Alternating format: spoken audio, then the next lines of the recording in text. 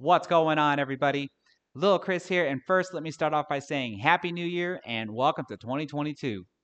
Now, in today's video, I want to start the new year off by reviewing another pool cue.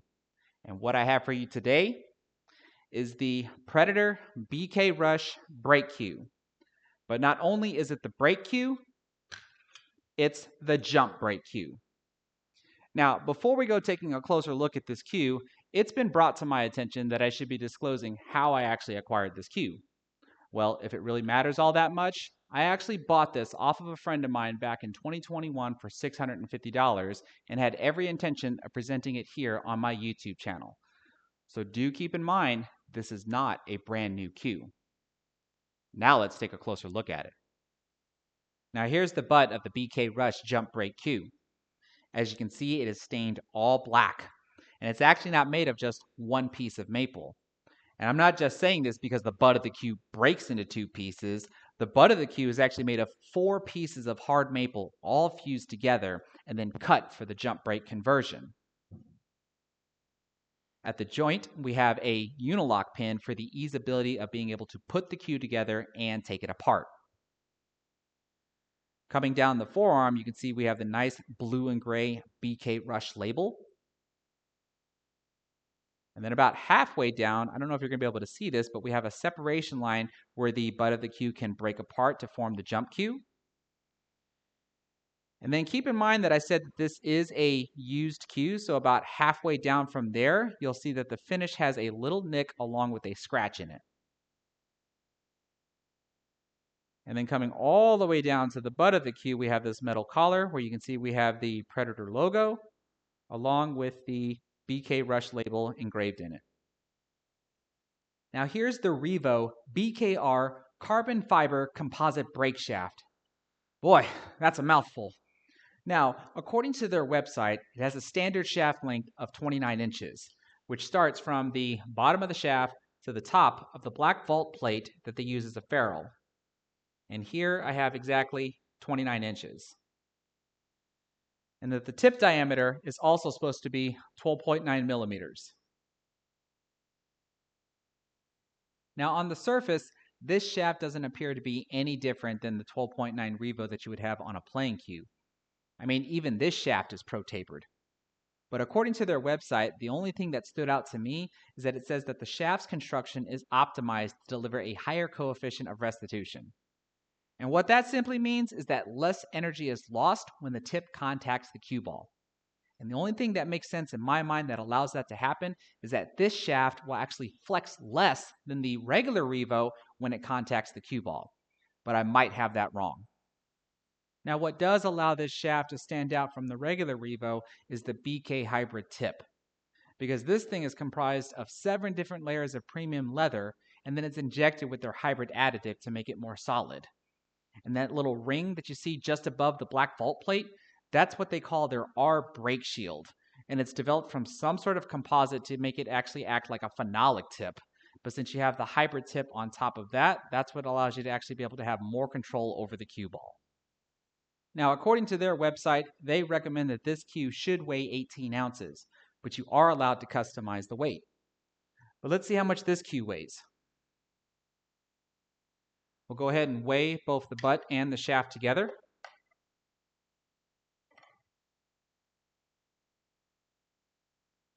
And it looks like we have 18.4 ounces. So let's check just the shaft, which comes out to 4.1. Now let's check just the butt of the cue. 14.3. And then one thing I am curious about is how much does the jump portion of the entire cue weigh?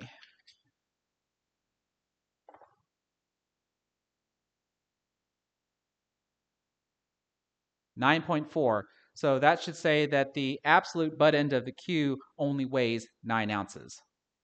Now, what better way to test a jump break cue than to go through a few breaks and a few jump shots?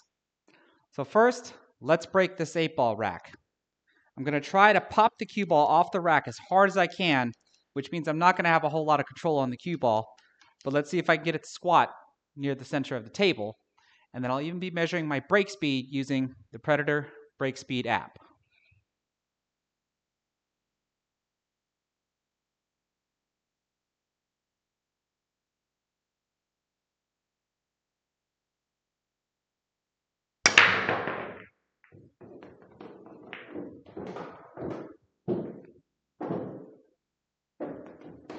Well, not so much of a really good pop break since the cue ball came back and then rolled its way forward, but it did at least land near the center of the table.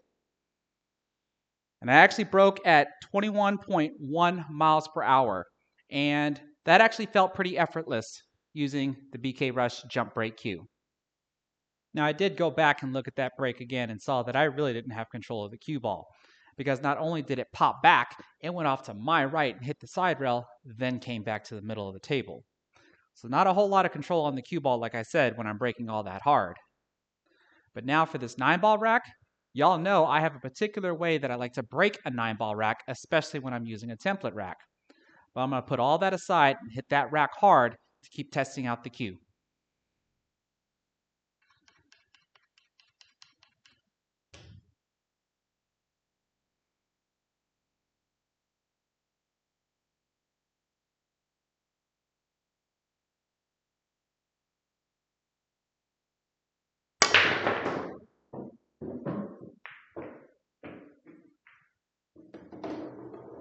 Well, I managed to make 2 balls on the break, and I at least can see the 1 ball.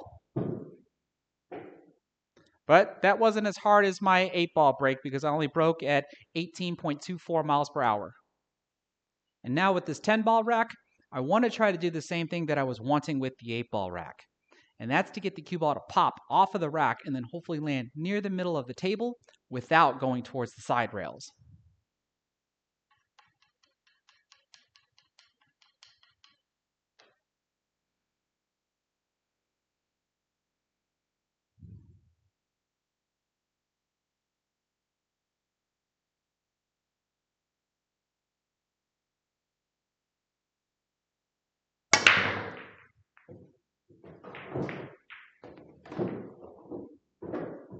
Well, I did actually get the cue ball near the middle of the table until a ball came and kicked it out of the way.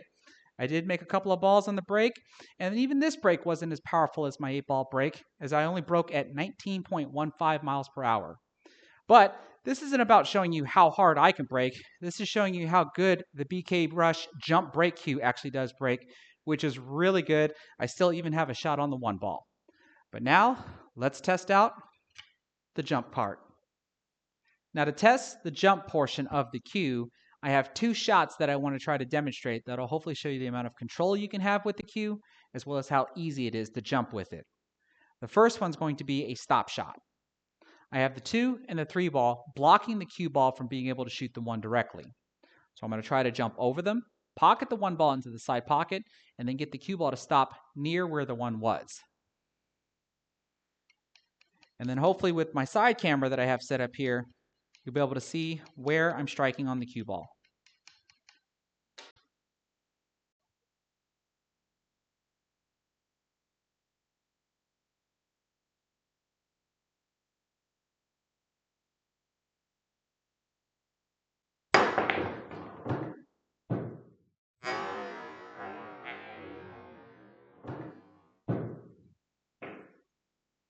Pretty easy. And for the second shot, I want to try to draw the cue ball off of the 1 ball after jumping over the 2 and the 3. So my side camera here should show you that I'm hitting just a little bit lower on the cue ball so it can have some backspin on it.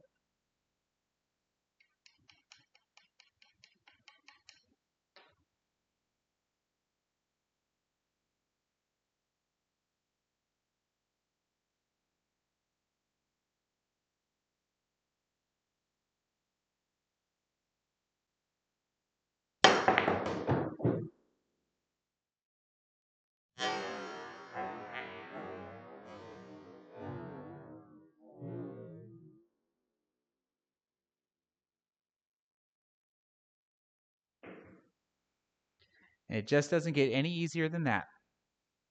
And that's going to wrap up my review of the Predator BK Rush jump break cue. Now, overall, I certainly consider this to be a really good cue.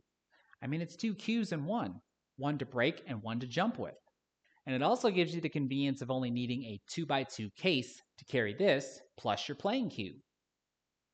Now, there is one little drawback that I've seen with most jump break cues, so it doesn't just apply to this one. And that is, the jump portion of this cue is only 43 inches in length. And for players that are taller than me and have a much wider arm span than me, I've just seen it to where they have a little bit of difficulty jumping with a 43-inch jump cue. But for my size, I have no issues jumping with this cue.